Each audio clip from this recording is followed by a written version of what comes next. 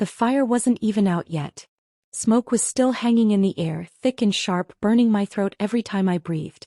I stood there in the ashes, watching what used to be my home turn black and quiet. Everything I owned was gone. My clothes. My photos. My small, ordinary life. I called my dad because that's what you do in moments like that. When the world falls apart, you reach for the person who's supposed to catch you. I told him my house had burned down. My voice shook. I waited for concern. For panic. For anything that sounded like love. There was a pause. Then he laughed. Not an uncomfortable laugh. Not a nervous sound trying to fill the silence. Real laughter. Like it was funny. Like this was just a story to enjoy, not a life that had just collapsed. I stood there, phone in my hand, surrounded by smoke and broken wood, realizing something I didn't want to admit. The fire didn't destroy my home. It exposed my family. And in that moment, standing in the ashes, I knew I was completely alone. I called my dad with shaking hands. My fingers could barely hold the phone. My voice cracked as soon as he answered. I tried to explain what happened, but the words kept falling apart. I told him there was a fire. I told him everything was gone. I truly believed this call would change something. That he would finally sound like a father. That he would ask if I was safe. If I needed help. There was a long silence on the line. For a moment I felt relief. I thought he was shocked. Then he sighed. He said things like, "Well, that's bad luck." He asked how something like that could even happen. He said I should have been more careful. That I should have planned better. Each word felt colder than the last. Then his tone changed. He chuckled. Like this was inconvenient, not devastating. Like my loss was a joke that had just landed. And then he laughed. Not loudly, but clearly enough to hear. That sound didn't fade like the smoke. It didn't disappear like the flames. It stayed with me. Long after the fire was gone. I called my dad with shaking hands. My fingers felt numb as I held the phone, standing there with nowhere left to go. My voice broke the moment he answered. I tried to stay calm, but fear kept slipping into every word. I told him there had been a fire. I told him my house was gone. I told him I didn't even know where I would sleep that night. I honestly believed this call would change everything. That he would finally sound worried. That he would ask if I was hurt.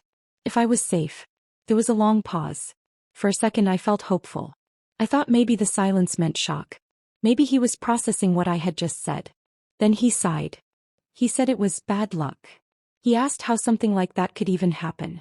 He told me I should have been more careful. That I should have planned better, like this was just another mistake on my list. Each sentence felt heavy. Like blame slowly replacing concern.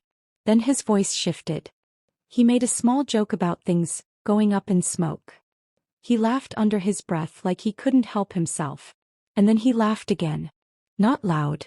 Not cruel on purpose. Just careless. That sound cut deeper than the fire ever did. The flames took my home. But his laughter stayed with me, echoing long after the smoke cleared. The next few days were quiet in a way that hurt. Not peaceful. Words spread through the family faster than I expected. Not because they were worried, but because bad news travels well when it isn't yours. Phones buzzed. Messages came in. None of them said, "Are you okay?" Some asked what I did wrong. Some hinted that fires don't just happen. A few said maybe this was a lesson I needed to learn. I waited for someone to offer help. A place to stay.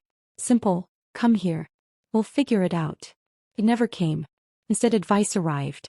Unasked. They talked about responsibility like I wasn't standing in ashes. Like I hadn't already lost enough. I realized something painful then. They weren't choosing sides loudly. They were choosing sides by staying silent. No one stood up for me. No one questioned my dad's reaction. No one said his laughter was wrong. That silence was louder than any argument. It told me exactly where I stood. Not as family. Not as someone worth protecting. Just a problem they didn't want to touch. After that, life became very small. I didn't hit rock bottom all at once. I sank into it slowly, one quiet day at a time. I stayed wherever I could. One night on a couch. Another on a floor. Always careful not to stay too long, not to become a burden. I wore the same few clothes on repeat. Everything else was gone. Burned. Forgotten. During the day I filled out forms. Relief applications. Housing requests. Job emails that started with hope and ended in silence. Most never replied. Some said no. A few asked for documents that no longer existed. Every night when the world finally went quiet, my mind got loud. I replayed the fire, the smoke, the sound of things breaking. But worse than that, I replayed his laugh. Not because it was loud, because it was easy. That laugh told me I couldn't rely on him. Not emotionally. Not practically. Not ever. I stopped waiting for a call back. Stopped hoping someone would step in. There was no safety net under me. No family ready to catch me if I fell. And somehow that truth hardened into something useful. If no one was coming to save me, then I had to save myself. That was the moment survival stopped being a choice. And became the only plan I had left. After a while I stopped explaining myself. I didn't announce that I was struggling. I didn't update anyone on where I was staying or how I was managing. I just went quiet. I worked whatever hours I could get. Early mornings. Late nights. Sometimes both in the same day. I learned to keep my head down and my expectations low. No one was cheering for me. No one was checking in. So I rebuilt in silence. I picked up new skills because I had to. Not because I was passionate. Because survival demands flexibility. I failed more times than I can count. Jobs that didn't last. Plans that collapsed. Moments where quitting felt easier than continuing. But quitting meant going back. And going back meant facing people who had laughed or looked away. So I kept moving forward. I didn't disappear to punish anyone. I disappeared because I was tired of being hurt. With distance came clarity. I started sleeping through the night again. I stopped jumping every time my phone buzzed. For the first time, my life felt quiet in a good way. I wasn't healing to prove anything. I wasn't rebuilding to impress anyone. I was doing it because I finally understood something simple. If I wanted a future, I had to build it without the people who watched me burn and did nothing. About a year later, the past found its way back to me. Not through an apology. Not through concern. Through rumors. I heard things were going wrong. The business my dad relied on was struggling. Money was tight. Arguments were happening behind closed doors. At first I didn't react. It didn't feel real. It felt distant, like news from another life. Then the messages started. Old relatives checking in casually. Questions that weren't really questions. Hints wrapped in small talk. They asked how I was doing now. If I was stable. If I had figured things out. The silence I had lived in suddenly felt interesting to them. I noticed something strange. No one mentioned the fire. No one mentioned the laughter. They spoke like nothing had happened. Like time alone was supposed to fix everything. I realized they weren't reaching out because they missed me. They were reaching out because something was missing on their end. The family that had stayed quiet when I needed help was suddenly very loud when things started falling apart. And in that moment it became clear. My absence wasn't a loss before. It became a problem only when they felt it. That's when I understood how invisible I had been. Until I was no longer there to carry anything for them. The call came late one evening.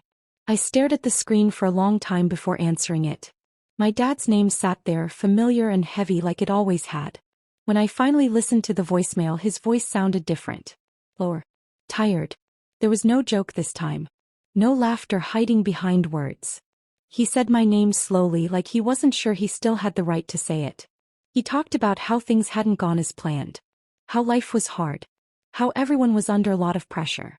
He never mentioned the fire. He never mentioned laughing. Instead he talked around it. About family. About sticking together. About how this isn't the time for distance. I listened without interrupting, even though I wasn't there. Each word felt carefully chosen, like he was afraid of saying the wrong thing. At the end he paused. Then he said he hoped I would call him back. I set the phone down and sat in silence. I wasn't angry. I wasn't shaking. I just felt calm. For the first time I wasn't desperate for his approval. I wasn't waiting for him to understand me. I realized something important. If I called him back, nothing would really change. Not the past. Not his reaction. Not the way I had been treated when I needed him most. Silence had taught me what words never did. So I didn't block his number. I didn't send a message. I let the voicemail sit there. Not as punishment, but as proof. Proof that I had already said everything I needed to say. By surviving without him. I didn't decide all at once. There was no dramatic moment where I said, I'm done. It was quieter than that. More final. Thought about going back. About showing up. about pretending nothing had happened. But every time I imagined it, my chest tightened. I remembered standing in the ashes, holding the phone, listening to laughter where care should have been. I asked myself a simple question. What would going back really give me? Comfort? Or just the familiar pain I had finally escaped? I realized something I hadn't allowed myself to see before. They didn't fall apart because I left. They fell apart because I stopped holding everything together. I had been the quiet one, the flexible one, the one who absorbed problems so others didn't have to. Walking away didn't make me cruel. It made the truth visible. I wasn't responsible for fixing what I didn't break. I wasn't required to return just because they were struggling now. Choosing not to go back wasn't revenge. It was self-respect. I chose stability over chaos, peace over guilt, distance over reopening old wounds. That decision didn't make my life perfect, but it made it mine. And for the first time I understood something clearly. Sometimes the bravest thing you can do is refuse to walk back into a fire, just because the people who burned you are cold now. Losing my house hurt more than I can put into words. The fire took things I had built with my own hands. Took memories, small treasures, the life I thought I had control over. But as devastating as that was, it wasn't the worst part. The worst part was losing the illusion that my family would be there when it mattered. That they would care. That they would step in when I was drowning in smoke and fear. That illusion had burned long before my house did. I didn't set out to hurt them. I didn't plot revenge. I didn't go looking for ways to make them feel what I felt. All I did was stop holding it together for them. I stopped patching their problems with my time, my energy, and my forgiveness.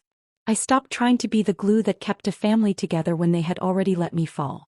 And in the quiet that followed, I began to see clearly. Sometimes the strongest thing you can do is walk away.